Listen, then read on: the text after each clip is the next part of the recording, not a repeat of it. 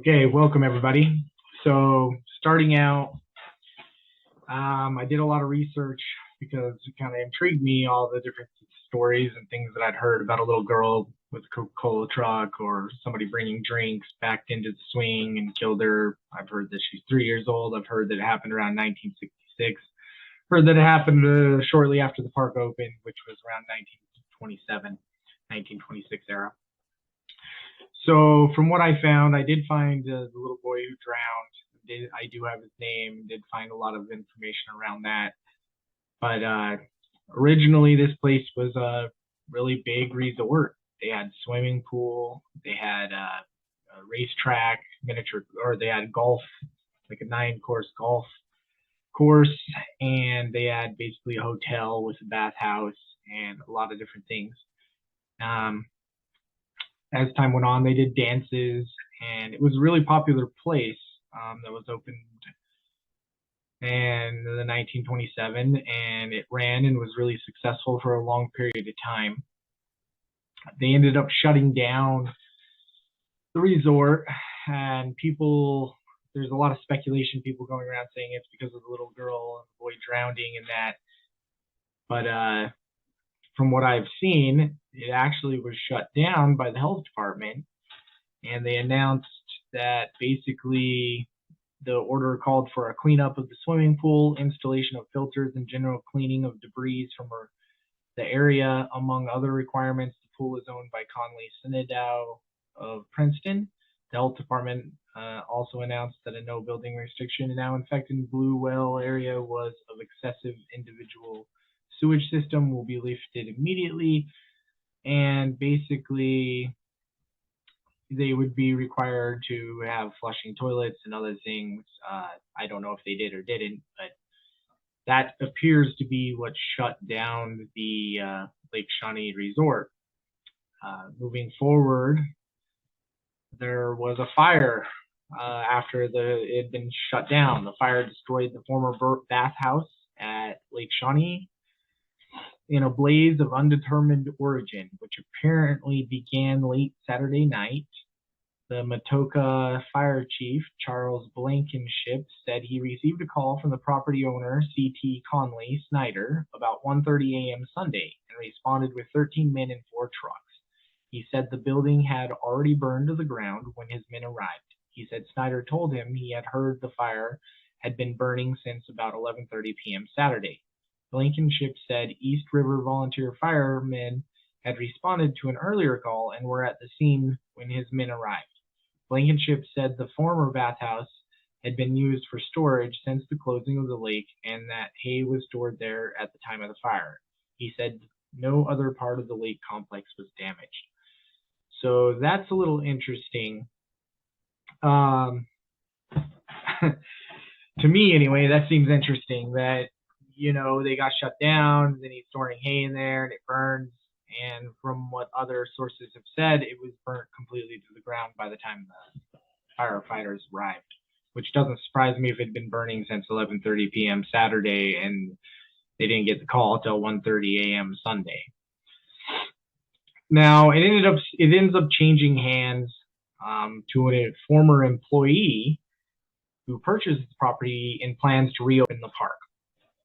And so during some building or grazing of the land or whatever he was doing, I read somewhere about something about sand, or they were trying to put in some new attraction.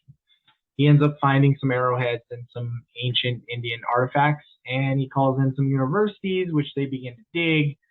And some people speculate that it's an Indian burial ground and could have up to 3,000 graves. Whether that's true or not, I had a hard time finding information about that, but I did find some information where they did find a skeleton, they did find artifacts, they did contact different universities and stuff that began digging and excavating the area. And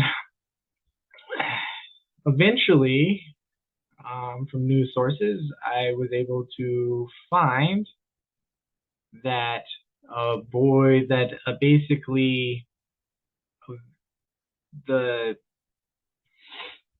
excavation is called off by the landowner or is canceled, whatever that reason being. There wasn't a whole lot of information about it after that point, but the excavation stopped. And so the landowner doesn't dig excavation. An archaeological excavation of Indian remains at Lake Shawnee has been canceled after months of planning. So that also I struck a little interesting. In terms of the little girl on the swing, I can't find any deaths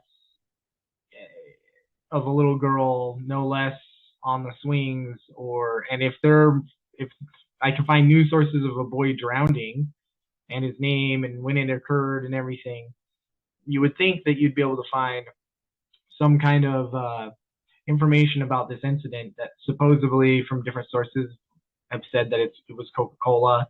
He was backing up. He hit into the swing. I don't know whether it's true or not, but what I do know is that I've scoured through every news article, everything going back, and I can't find anything about this being hit. And it sounds a little far-fetched too if you've heard the stories. There's a story circulating around that basically after the swing was damaged, then they decided to try to find a new swing. The new owner or somebody try to find a new swing that looked similar to the old swing, and finds one at that antique dealer, buys it, says the serial numbers match. Seems really fishy. I mean, if the swing was damaged, the odds of it going to an antique place, being restored to functioning condition, and then being resold to the same owner or the same property, that's like really, really, I don't know. It just sounds fake to me. But I couldn't find any information regarding that. I did find some deaths and some drownings and some information about that, including that basically the landowner canceled or was canceled after plannings, whether that was the landowner or the archaeological or whoever, whatever reason, it ended up stopping. I did find that in the fire at the bathhouse and some more information, but as far as I can tell, I don't think the little girl part is true. That would be in the news, and I couldn't find anything. I went through the death certificates and obituaries. I couldn't find any girl. Like I said, some places say it was a 3-year-old girl. Some people just say a little girl. It would be awesome if somebody had some more information for me to scour, or if they've done their own research, and let's touch some base. Let's see if we can figure out if this was true or not. But like I said, from what I can see, it didn't seem true. What I speculate, or from what I'm seeing, is this was a booming resort that did really well, especially with coal miners in the area, because that was what this area was known for at the time.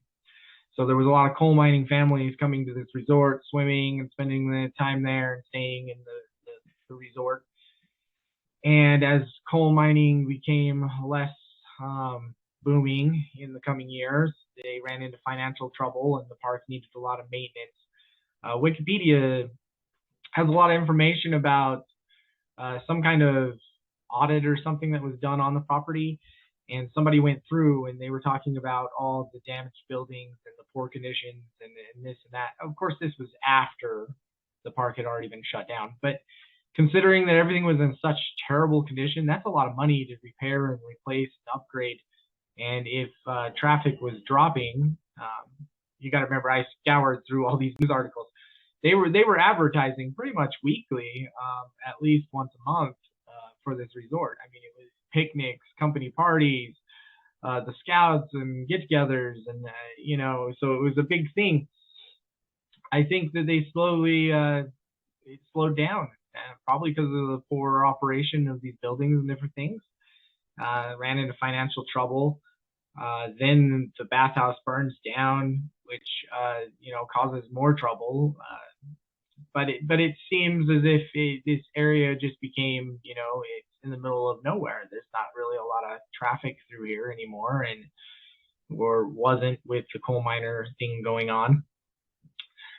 And they basically ended up shutting down. At one point, the government discussed buying the land for some kind of archaeological camp kind of deal, like a Boy Scouts archaeological, but it ends up being bought by the previous employer or employee, and he wants to reopen it, which it does reopen shortly for a little bit of time, and that's when the discovery of the native burial site or whatever it may be. And he brought people in to see what they could find. Like I said, I've heard from what I found, they've discovered 1 to 3 skeletal remains, but I've heard that they've found up to 13 or something. Not finding any of that information either, which is really strange because you think that that would be all over. But there was news sources that mentioned that there wasn't much interest in the project at the time, which could be due to politics and different things back then with the natives. But during this whole boom, one thing is for sure is that the original owner of the land, Mr. Clay, while he was out and gone, he was hunting a deer apparently, and while he was out hunting the deer, the basically Indians had snuck in, and I found a nice article that actually discusses it in better details than I can explain. So let me go ahead and read a little bit of this. As one motors through Mercer County, where this Indian atrocity occurred, he notes the West Virginia historical marker at Lake Shawnee, which says Mitchell Clay here. Mitchell Clay settled in 1775. 8 years later, Indians killed 2 of his children and captured his son, Ezekiel. Pursuers killed several of the Indians, but the boy was taken into Ohio and burned at the stake. So, first of all, I'm really bad with pronouncing names. So if I'm pronouncing things wrong, I apologize, but I just want to get this information out there for everybody. This marker is located on US 19 and US 21 near Princeton. Mitchell Clay and his family settled on the Bluestone River at Clover Bottom in the year 1775. From the date he reared his log dwelling at this location to near autumn of 1783. He had not been molested by the savages, as he seems to have lived off their lines of travel, but his peace was not long to continue.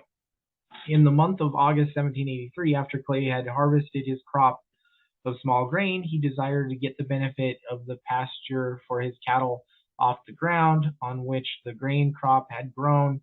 So he placed 2 of his sons, Bartley and Ezekiel, to build a fence around the stacks of grain while he went out in search of some game. His older son seems to have been away from home. It was in the afternoon while these 2 young men were engaged at their work, and the elderly daughter with some of the younger girls were at the river washing, that a marauding party of 11 Indians crept up to the edge of the field and shot Bartley dead. The discharge of the gun alarmed the girls at the river, causing them to break and run for the house. An Indian attempted to scalp the young man and to capture the older girl, Tabitha, who undertook to defend the body. In the struggle with the Indian, she reached for the knife in his belt. She missed it. The Indian drew it and struck the girl repeatedly with it. Tabitha was strong and succeeded in grabbing the knife and casting it away, but the Indian retrieved the knife and succeeded in killing the girl. He literally cut her to pieces. Then the smaller girl reached home in safety, but the other brother, Ezekiel, was captured by another Indian. The Clay home stood on a knoll a few hundred yards Princeton way from Shawnee Lake of our day. Until a few years ago, and maybe still, the foundation stones of the chimney of the house were to be seen. When Mrs. Clay saw from a distance the death struggle between her daughter Tabitha and the Indian, she begged a man by the name of Ligon Blankenship, who had called at the Clay cabin to go shoot the Indian and save her daughter. Instead, Blankenship took to his heels and ran to some New River settlement where he reported the Mitchell Clay and all his family had been slaughtered by the savages. After the Indians scalped their 2 dead victims, Bartley and Tabitha, they left with their captive Ezekiel, for their towns in Ohio. Mrs. Clay carried the bodies of the 2 dead children to the house and placed them on a bed. Then with her other little ones, the bereaved mother headed through the woods for the house of John Bailey, 6 miles away on Brush Creek, about a mile from where the New Hope Church stood. Mitchell Clay had wounded a deer on his hunt and followed it until it was almost dark. On his return to his home, he was horrified at the sight of his 2 dead children and other evidence of tragedy. He took off to the New River settlements, supposing that his entire family had been wiped out, he reached the settlements the next morning. A posse was formed and pursuit of the Indians was begun. They followed them across Flat Top in Raleigh County, overtaking the savages in Boone County. A number of them were killed. The rest of the savage band escaped on horses they had stolen and made their way to Ohio. At Chillicothe, they burned Ezekiel Clay at the stake. 2 strips of skin were cut from the backs of the Indians the pursuers had killed. Razor strips were made from these 2 strips of hide. Sorry, it's kind of hard to read.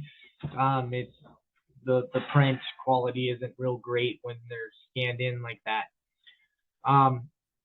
But apparently all these people were enjoying this huge resort, and it was this burial ground. And I don't know if the Indians knew that and they were upset that he was on that land and building on it, or unsure. History at the time, and even believed that the land was, just a hunting source, or was hunted sometimes by Indians. And based on the findings on this land of glass beads and brass and different things, it appeared that the Indians were trading with the Europeans. So I'm not sure if, it's all speculation, whether he did something to make them angry, or they were angry that he was on the land, or what happened. But anyway, that was the beginning. And then, of course, there was the boy that drowned at the lake. And like I said, I'll show you this clip here. You can see that. But from what I can see in terms of the little girl and that being leading to the closure, that's false. The closure was definitely done because of the health department. In terms of the girl ever existing, I don't know. I mean, like I said, I found all this other data. I would imagine if it existed, we would have found something. So anybody watching, if you know anything or any source or anywhere, that I can actually go through and find a news clipping or article that mentions the girl and her name, that would be awesome. I'm going to keep looking, but for now, I'm wrapping up my conclusions and sharing it with you guys. Drop comments below if you have any more data, any other info, anything you need to add, that would be awesome. Like I said, I want this to be true. I wanted to find, I didn't want that to happen, but I wanted to find and back the information that everyone's spreading and be like, yeah, this is her name. This is when it happened. Yeah, because it seems that this little girl gets a lot of the information, or a lot of the spotlight of, oh, the swings are moving, oh, this. And when there's these other things that are far more, in my opinion, crazy, I guess, is the best word. But to this ancient burial ground, if that's what it is, it's crazy that this ever existed. It's crazy that it continues to operate, continued to operate as long as it did. And if these things were happening, it would be interesting to know if it was true. Some of this stuff is true. The massacre was true. The boy and the drowning in the pool was true. In the pond was true. And it shutting down and all these things. So it would be interesting to find more information about it and to see what everyone's thoughts are. And it would just be cool to know. I can't believe that people are still touring this place and that it's still bringing in the spotlight. I understand the intrigue and wanting to know and go there. I get that to a degree. I think originally one of the owners wanted to turn it into lots to build houses on. I believe that may have been what led to the archaeological find. But I do find it interesting that it ran this whole time, and why was the archaeological dig canceled? Why is it that it's become this Halloween spotlight when we know that this is an ancient land? Why haven't we closed off the area and maybe put up markers or whatever? I just don't understand why we are where we are now, and it's being publicized to this creepy destination, which Yeah, it probably is creepy. There was a lot of things that happened here that shouldn't have happened. This place should have never existed as an amusement park for sure. I mean, one thing for a guy to move here, the first European settler, and building a farmland on something he had no idea about what he was doing, or maybe he did, I don't know. But that's, the farm, okay, like if you didn't know, like that's understandable. But to build an amusement park on it, and they still probably didn't know, but they did know the Indians were mad. They did know that something was going on, and they probably speculated, or who knows. Anyway, drop your comments below. Sorry for my rambling. This is one of my first videos I've ever done anything like this, and I just wanted to share my findings and information with other people. So you have a great day.